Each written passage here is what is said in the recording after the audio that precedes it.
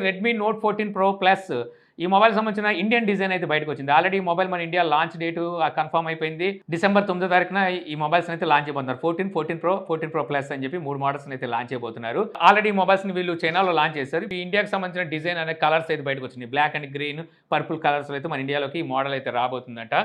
మరి ప్రైస్ ఎంత పెడతారో చూడాలి. చైనాలో చూస్తే ఈ మొబైల్ ప్రైస్ రూ. 23,300 ప్రైస్ అయితే పెట్టారు. బట్ మన ఇండియాకి వచ్చేసరికి దాదాపు 30,000 తీసుకెళ్ళొచ్చు. ఎందుకంటే 13 ప్రో ప్లస్ లాంచ్ చేసినప్పుడే రూ. 31,999 అయితే లాంచ్ చేశారు.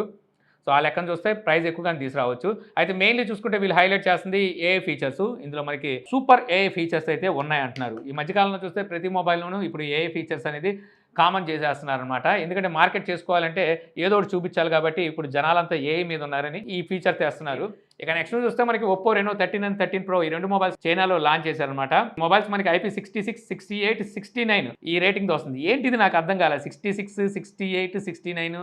సో అంటే ఒక్కొక్క పార్ట్లో ఒక్కొక్క రేటింగ్ ఏమైనా అప్లై అవుతుందో ఏంటో నాకైతే తెలియట్లేదు అనమాట. డైరెక్ట్ 69 ఇవ్వచ్చుగా, లేదు వీళ్ళు 66, 68, 69 అంటున్నారు. అంటే ఏదైనా ఒక పార్ట్లో వాటర్ వెళ్ళింది అనుకోండి, లేదు అందుకే కదా మేము 3 రేటింగ్స్ ఇచ్చామని చెప్పేసి ముందర కాలకు బంధం అన్నట్టుగా ఈ కైండ్ ఆఫ్ మార్కెటింగ్ స్ట్రాటజీని అయితే వాడుతున్నట్టున్నారు. అక్కడ రెనో 13 ప్రైస్ చూస్తే రూ. 31,500 ప్రైస్ పెట్టారనమాట. స్టార్టింగ్ వేరియంట్ 12GB 256తో స్టార్ట్ అవుతుంది. ఇక ప్రో వేరియంట్ దాదాపుగా రూ. 39,500 ప్రైస్ పెట్టారు. ఇవి మన ఇండియాలోకి వచ్చేసరికి రూ. 35,000 రెనో 13, ప్రో వేరియంట్ రూ. 45,000 తీసుకెళ్ళిపోవచ్చు. ఇక నెక్స్ట్ చూస్తే boAt Airdopes loop AirPods అయితే తీసుకొచ్చింది. ఇది open air wireless earphones అనమాట. యాక్చువల్గా ఈ ఓపెన్ ఎయిర్ కాన్సెప్ట్ అనేది నాకు తెలిసి సోనీ అనుకుంటా ఫస్ట్ తీసుకొచ్చింది. అప్పటి నుంచి ప్రతి ఒక్కరు అవసరం లేకపోయినా సరే ఈ కాన్సెప్ట్ని అయితే మేము తీసుకురావాలి, లేకపోతే మేము వెనకబడిపోతాం తీసుకొస్తాం. యాక్చువల్గా దీనివల్ల యూజే లేదు. చెవులకి నిలబడవు, సరైన ఆడియో లోపలికి వెళ్ళదు. వీటికి ఏఎన్సీ అనేది ఉండదన్నమాట. యాక్చువల్గా ఏఎన్సీ ఇవ్వలేరు. ఎందుకంటే ఇది మనకి ఎయిర్ కండక్షన్ టెక్నాలజీతో పనిచేస్తాయి. ఇంతకుముందు బోన్ కండక్షన్ అనేవి వచ్చాయి. అలాగే ఇది ఎయిర్ కండక్షన్ టెక్నాలజీతో పనిచేస్తాయి. అంటే ఇవి మనకి ఏదో స్టైల్ కోసం, ఏదో మా దగ్గర ఉన్నాయని చెప్పి చూపించుకోవడం కోసం కొనుక్కొని చేసుకోవాలి తప్పితే మనీ వేస్ట్. వీటి రూ. 19,999 ప్రైస్ పెట్టారు. యాక్చువల్గా ఇవి పూర్తిగా మనకి బేస్ని అందించలేవు, ఆడియోని అందించలేవు. ఇలాగ ఐసోలేట్ అయ్యి ఒక రూమ్లో ఉన్న వాళ్ళకి ఏదో కొద్దిగా సాటిస్ఫాక్షన్ ఉంటుందేమో కానీ ఆడియో సాటిస్ఫాక్షన్. మీరు అదే రోడ్డు వైపుకి వెళ్ళినా, మనం క్రౌడ్ ప్లేసెస్లో ఉన్న ఏదైనా ట్రావెల్ చేస్తున్నప్పుడు ఇందులో వచ్చే ఆడియో మీకు ఏ మాత్రం సూటబుల్ అవ్వదు. నా దగ్గర అలాగే పడి ఉన్నాయి అనమాట. ఇక నెక్స్ట్ చూస్తే హెచ్ఎండి ఫ్యూజన్ ఈ మొబైల్ని మొత్తానికి మన ఇండియాలోకి అయితే హెచ్ఎండి లాంచ్ చేసింది. ఈ మొబైల్స్ని ఆల్రెడీ వీళ్ళు సెప్టెంబర్లో అనుకుంటా ఆల్రెడీ లాంచ్ చేశారు. సో అక్కడ సేల్ లేదు దీనికి. సో ఇప్పుడు తీసుకొచ్చి మన ఇండియాలో వదిలేశారు వీటిని. ఇందులో మనకి స్నాప్డ్రాగన్ 4 జనరేషన్ 2 ఈ ప్రాసెసర్ అయితే ఉంటుంది. ఇదే ప్రాసెసర్ మనకి వివో Y300 అలాగే రెడ్మీ 14R ఈ 2 మోడల్స్లో వాడారు. డిస్ప్లే చూస్తే 6.56 ఇంచెస్ హెచ్డీ ప్లస్ డిస్ప్లే వాడారు. ఫుల్ హెచ్డీ కూడా కాదనమాట. 8GB ర్యామ్ ఉంటుంది, 256GB ఇంటర్నల్ స్టోరేజ్ ఉంటుంది, 5000 mAh battery, 33W fast charging support, 108 megapixel rare side main camera ఉంటుంది. సెకండరీ కెమెరా 2 మెగాపిక్సెల్ ఉంటుంది. ఫ్రంట్ కెమెరా 50 మెగాపిక్సెల్ ఉంటుంది. ఆండ్రాయిడ్ 14తో వస్తుంది. 2 years మనకి ఓఎస్ అప్డేట్ అయితే ఇస్తారంట. IP54 రేటింగ్ అయితే ఉంటుంది. ఈ మొబైల్ ప్రైస్ మనకి రూ. 17,999 ప్రైస్ పెట్టారు. లాంచ్ ఆఫర్ కింద 15,999 అంటే రూ. 16,000 చేస్తున్నారు. రూ. 16,000కి హెచ్డీ ప్లస్ డిస్ప్లే మనకి వీళ్ళు ఆఫర్ చేస్తున్నారు అనమాట. అలాగే ఆ ప్రాసెసర్ ఇస్తున్నారు. సరే ఆ ప్రాసెసర్ ఇచ్చారు పక్కన పెడితే వీళ్ళు కామెడీ ఏంటంటే దీంతో పాటు కొన్ని స్మార్ట్ అవుట్ఫిట్స్ని అయితే ఫ్రీ ఇస్తారంట. కాకపోతే ఈ స్మార్ట్ అవుట్ఫిట్స్లో ఒకటేమో రింగ్ లైట్ ఉంది, ఫొటోస్ దిగడానికి అయితే యూజ్ అవుతుంది, అంటే బ్యాక్ కేస్తో పాటు వస్తుంది. ఇంకోటి ఏంటంటే గేమ్ కంట్రోలర్స్ ఉన్నాయన్నమాట. అసలు ఇందులో వాడిందే స్నాప్డ్రాగన్ 4 జనరేషన్ 2 ప్రాసెసర్ని వాడారు. అసలు అది గేమింగ్కే సూటబుల్ కాదు ఆ ప్రాసెసర్. అలాంటి దానికి వీళ్ళు గేమ్ కంట్రోలర్ ఇస్తున్నారంటే నిజంగా వీళ్ళ మేధస్సుకి హ్యాట్స్ ఆఫ్ చెప్పాలి. దానితోడు ఇచ్చింది హెచ్డీ ప్లస్ డిస్ప్లే. అసలు ఏంట్రా ఏ బుర్రంది చేశారా, అసలు బుర్ర లేకుండా చేశారు నాకు అర్థం కాల. మంచి ప్రాసెసర్ ఇచ్చి ఫుల్ హెచ్డీ ప్లస్ డిస్ప్లే ఇచ్చి పోనీ రూ. 20,000 ప్రైస్ పెట్టండి. అప్పుడు ఇవన్నీ మీరు విడిగా అమ్ముకున్నా ఆ ప్రాసెసర్ సూటబుల్ కాబట్టి మనం ఇవన్నీ చేసుకోవచ్చు. ఏంటది అసలు గేమ్ కంట్రోలర్ దేనికోసం ఇచ్చారో కూడా నాకు అర్థం కాలేదు. మేబీ నేను కూడా చిన్న చిన్న గేమ్స్ ఏమైనా ఆడుకోవడానికి ఉపయోగపడిద్దేమో. యాక్చువల్గా వీళ్ళు వీటిని విడిగా అమ్ముదామని అనుకుని ఉంటారు గేమ్ కంట్రోల్స్ని. వీటి మొత్తం అంటే వర్త్ వచ్చేసరికి వీళ్ళు 5,000 6,000 అని చెప్తున్నారు. కాకపోతే అసలు మొబైల్ కొనే నాదుడే ఉండదు ఈ రేటుకి. ఎందుకు వచ్చిందిలే, మనం ఒకవేళ మొబైల్ వీళ్ళు లాంచ్ చేయాల్సి వస్తే రూ. 8,000 తీసుకురావాల్సిన మొబైల్ అనమాట.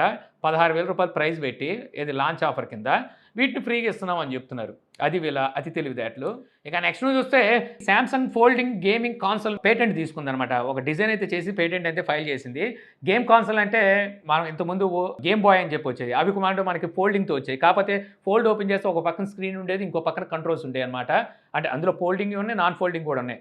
ఆ తర్వాత నేను చూసింది ఏదైనా ఉందంటే pocket PSP PlayStation, pocket play స్టేషనా, సో పిఎస్పియా అదే.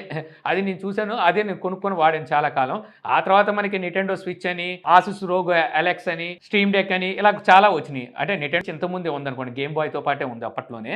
అయితే ఇవన్నీ కూడా ఉన్నాయి. సో, ఇప్పుడు వాటికి ధీటుగా ఉండేలాగా గేమ్ కాన్సోల్‌ని అయితే తేవాలనుకున్నట్టున్నారు. బట్ అసలు ఆళ్ళలాగా తీసుకొస్తే ఏముంటుంది గొప్పతనం అని చెప్పేసి వీళ్ళు ఫోల్డింగ్ టెక్నాలజీ ఎలాగ ఉంది. వీళ్ళు ఫ్లిప్ ఫోన్ ఉంది కదా! ఇప్పుడు మనకి. ఆ ఫ్లిప్ ఫోన్ టెక్నాలజీనే వీళ్ళు యూజ్ చేసి ఫోల్డ్ ఇలాగా ఓపెన్ చేసిన తర్వాత లోపల స్క్రీన్ ఉండేలాగా, ఔట్ సైడ్ స్క్రీన్ ఉండేలాగా, ఒక పక్కన జాయ్ స్టిక్స్, కంట్రోల్స్ ఉండేలాగా నావిగేషన్ కంట్రోల్స్ ఈ విధంగా అయితే వీళ్ళు ప్లాన్ చేసి దీన్నైతే తీసుకురాబోతున్నారు. అంటే మార్కెట్‌లో కొత్తగా ఎక్కాలి అంటే ఈ టైప్ ఏదో ఒకటి తేవాలిగా. ఖచ్చితంగా ఇన్ని తీసుకొచ్చినప్పటికి ఇందులో వాడేది ఆండ్రాయిడే. ఆండ్రాయిడ్ గేమ్సే వాడాలి. మరి సిమ్ కూడా ఇస్తారేమో చూడాలి. అంటే ఫోన్‌లో కూడా వాడుకునేలాగా. ఇక ఫైనల్ చూస్తే మనకి ఐమాక్స్ నుంచి ఐమాక్స్ అండి అదే మనకి ఐమాక్స్ థియేటర్ ఉంటుంది చూసారా? ఐమాక్స్ స్క్రీన్ పెద్ద సైజ్ ఉంటుంది. క్యాంప్ డాట్ ఏఐ వీళ్ళతో అయితే కొలాబరేట్ అయ్యారనమాట. ఈ క్యాంప్ డాట్ ఏఐ ఈ ఆర్టిఫిషియల్ ఇంటెలిజెన్స్ ఏం చేస్తుందంటే ఏదైనా ఒక సంభాషణని కన్వర్ట్ చేసి మనకు కావాల్సిన లాంగ్వేజ్‌లోకి మారుస్తుంది. అంటే డబ్బింగ్ చేస్తుందనమాట. వీళ్ళ దగ్గర మొత్తం 140 లాంగ్వేజెస్ సంబంధించిన డబ్బింగ్ ఉంది. అంటే త్రూ ఇంగ్లీష్ నుంచే ఇది డబ్ చేస్తుంది. సో, ఇలా 140 లాంగ్వేజెస్ ఉన్నాయి. వాళ్ళతో అయితే వీళ్ళు కొలాబరేట్ అయ్యారు. వీళ్ళు ఈ టెక్నాలజీని యూజ్ చేసి చాలా కంట్రీలో ఐమాక్స్‌కి సంబంధించి థియేటర్స్ ఉంటాయి కదా!